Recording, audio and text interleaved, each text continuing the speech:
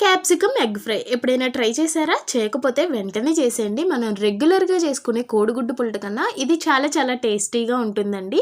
దీనికైతే నేను 4 medium size ఉల్లిపాయలు, 4 క్యాప్సికమ్, 4 ఎగ్స్ తీసుకున్నా. ఫస్ట్ ఒక బౌల్ పెట్టుకొని అందులో ఆయిల్ వేసుకొని ఉల్లిపాయలైతే చక్కగా ఫ్రై చేసుకోండి. ఇప్పుడు ఇందులో పసుపు, ఉప్పు, కరివేపాకు, పచ్చిమిర్చి, అల్లం వెల్లుల్లి పేస్ట్ వేసి పచ్చివాసన పోయే వరకు మంచిగా అయితే ఏగించండి. ఇప్పుడు ఇందులో ముక్కలుగా కట్ చేసుకున్న క్యాప్సికమ్ కూడా వేసేసి క్యాప్సికమ్ కొంచెం మగ్గాక ఇందులో అయితే కారం కూడా వేసేసి 4 ఎగ్స్ అయితే వేసేయండి. ఇప్పుడు అంతా చక్కగా ఫ్రై చేసేయండి.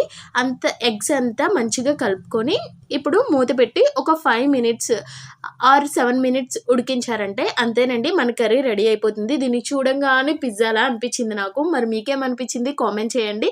ఖచ్చితంగా ట్రై చేయండి. ఎలా వచ్చిందో నాతో షేర్ చేయండి. ఈ వీడియో నచ్చితే సబ్స్క్రైబ్ చేయండి. బాయ్. క్యాప్సికమ్ ఎగ్ ఫ్రై ఎప్పుడైనా ట్రై చేశారా? చేయకపోతే వెంటనే చేసేయండి. మనం